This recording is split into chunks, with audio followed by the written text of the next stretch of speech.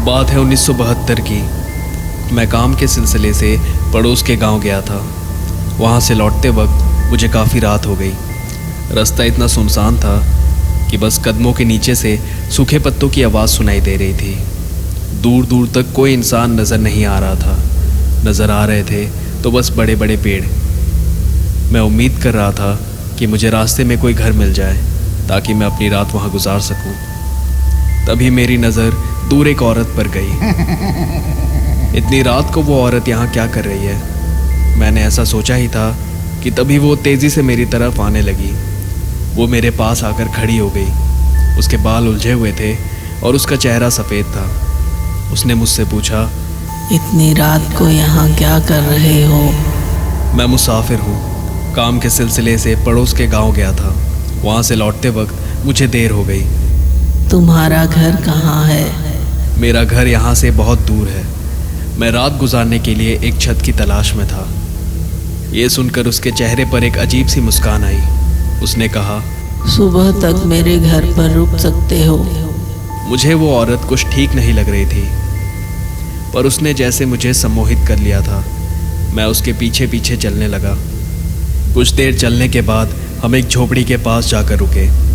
उस औरत ने मुझसे अंदर जाने को कहा। मैं अंदर चला गया।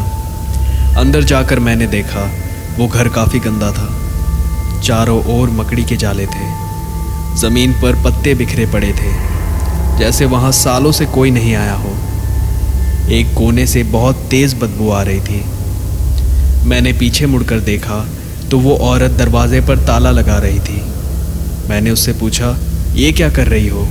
रात को यहाँ जंगली जानवर आते हैं। ऐसा कहकर वो अंदर चली गई।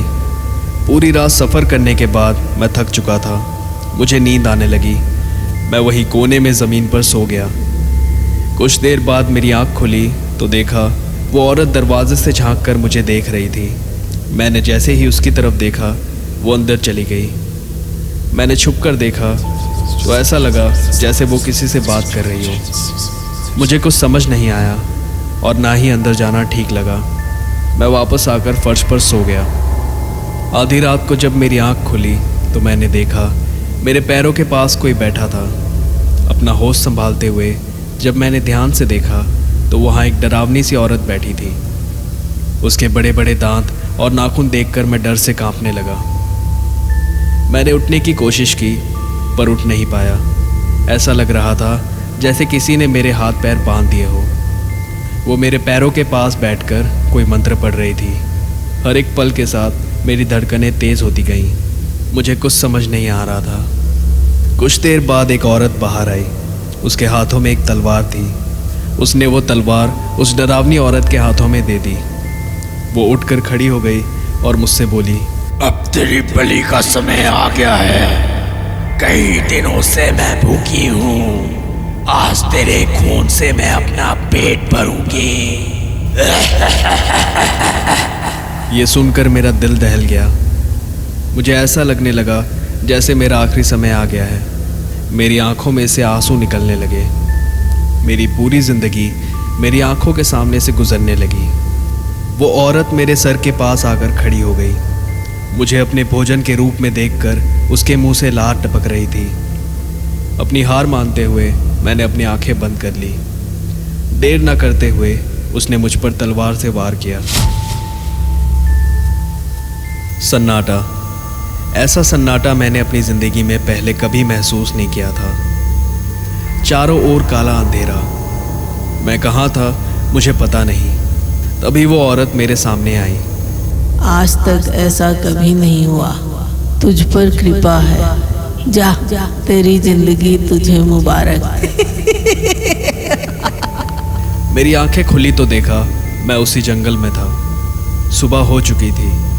वहाँ ना कोई औरत थी और ना कोई घर। मैं कुछ समझ पाता इसके पहले ही मेरा ध्यान मेरे गले पर गया। मेरे गले में हनुमान जी का ताबीज़ था। ये ताबीज़ कहाँ से आया मुझे कुछ पता नहीं, पर मैं कह सकता हूँ उस दिन मेरी जान बजरंगबली ने बचाई। वॉचर्स, अगर आपको मेरी ये कहानी अच्छी लगी हो तो इसे अपने दोस्तों के साथ शेयर करें। मेरे चैनल वॉच आउट को सब्सक्राइब करें। मैं ऐसी एक नई कहानी लेकर जल्द लौटूंगा। तब तक के लिए बी सेफ। जय बजरंगबली।